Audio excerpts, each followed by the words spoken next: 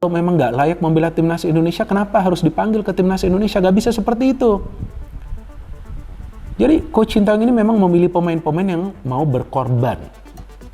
Dengan juga bagaimana cara STY untuk memilih starting 11 yang semua ini termasuk saya itu bisa mengajukan jempol. Ini saya pikir masih ada Nadeo di bawahnya. Klok akan bermain, bahkan dengan Fakhrudin, ini kapten. Tapi dia melakukan itu dengan cara dia.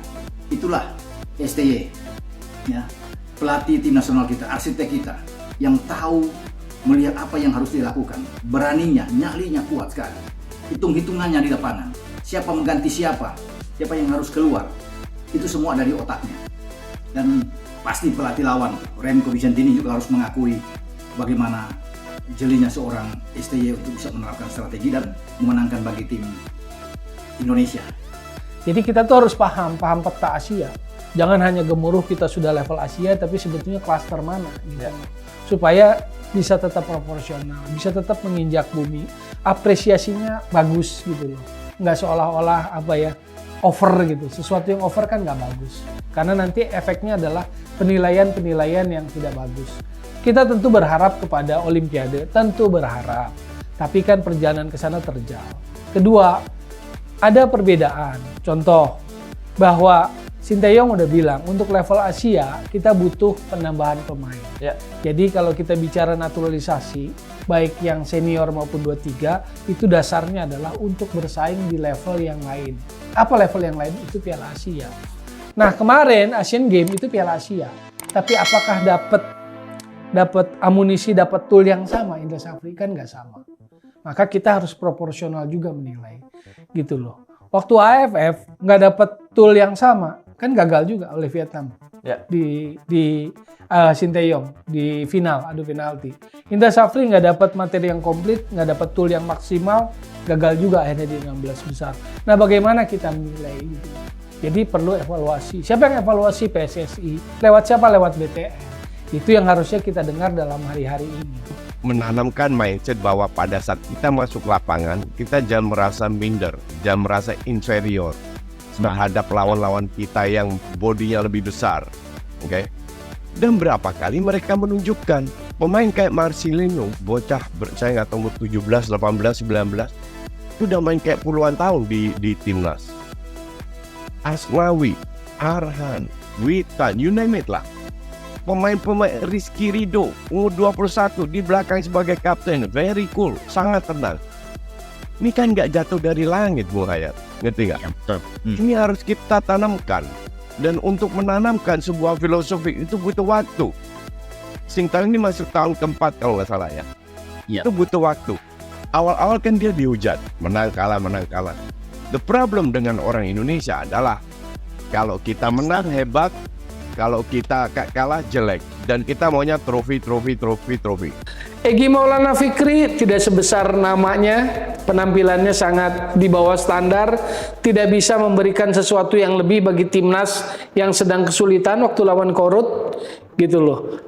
Jadi akhirnya memang diganti juga. Maksud saya gini, Egy ini kan pernah digembar-gemborkan sebagai Messi-nya Indonesia gitu loh.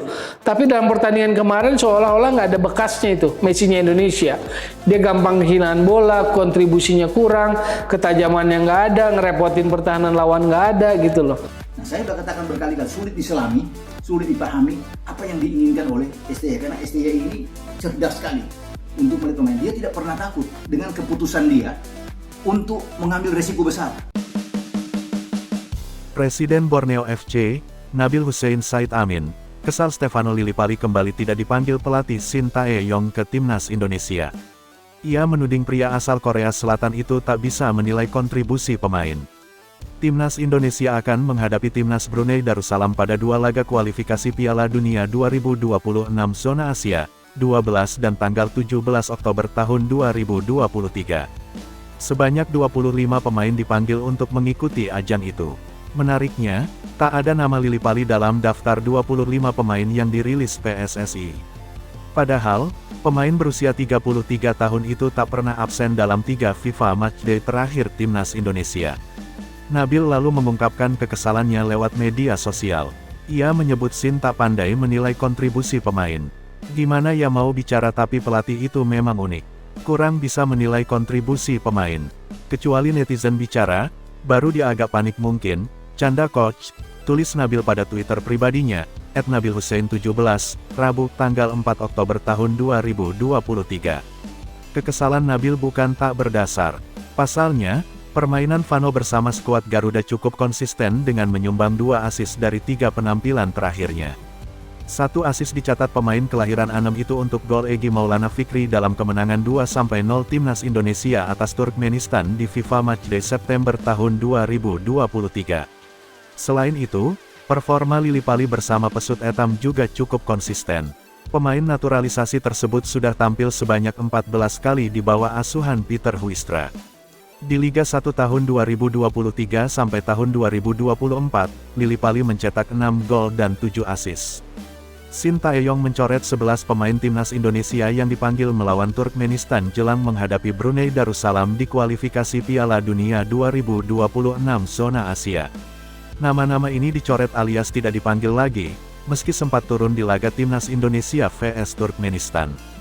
Sekadar diketahui, pelatih Timnas Indonesia, Shin Tae-yong, memanggil 25 nama untuk laga kontra Brunei Darussalam di kualifikasi Piala Dunia 2026 zona Asia pada 12 dan tanggal 17 Oktober tahun 2023. Sebanyak 25 nama ini merupakan perpaduan dari Timnas Indonesia senior dan U23 pada September tahun 2023. Sebelumnya saat menghadapi Turkmenistan pada tanggal 8 September tahun 2023, Shin Tae-yong memanggil 24 nama. Saat itu, ada banyak nama-nama baru, mengingat sejumlah personel andalan STY sapaan akran Shin Tae-yong sedang fokus membela Timnas Indonesia U23. Sejumlah pemain U23 yang absen di laga melawan Turkmenistan pada tanggal 8 September tahun 2023 adalah Hernando Ari, Pratama Arhan, Rizky Ridho, Elkan Bagot, Witan Sulaiman, Marcelino Ferdinand, Ivar Jenner, Arhan Fikri dan Rafael Struijk. Berhubung tak ada agenda U23 bulan ini, nama-nama di atas bisa memperkuat Timnas Indonesia senior kontra Brunei Darussalam minus Ivar Jenner yang cedera. Kembalinya nama-nama di atas membuat Shin Tae-yong harus mencoret 11 pemain yang sebelumnya dipanggil untuk laga kontra Turkmenistan. Sebanyak 11 pemain yang dimaksud adalah Reza Arya Pratama, Fahrudin Arianto, Alfreandra Dewangga, Andi Setio, Zaki Ashraf, Adam Alis, Rian Kurnia, Doni Tripamungkas, Yakob Sayuri, Stefano Lillipali dan Aji Kusuma. Dari 11 nama di atas, tidak disertakannya Stefano Lillipali cukup mengejutkan pencinta sepak bola Indonesia. Sebab, Stefano Lillipali berstatus pemain lokal tersubur di Liga 1 tahun 2023 sampai tahun 2024 dengan koleksi 6 gol. Stefano Lillipali juga berstatus pemain dengan assist terbanyak di Liga 1 tahun 2023 sampai tahun 2024, yakni 7 kali. Terlepas dari itu, harapannya Timnas Indonesia dapat meraih hasil maksimal kontra Brunei.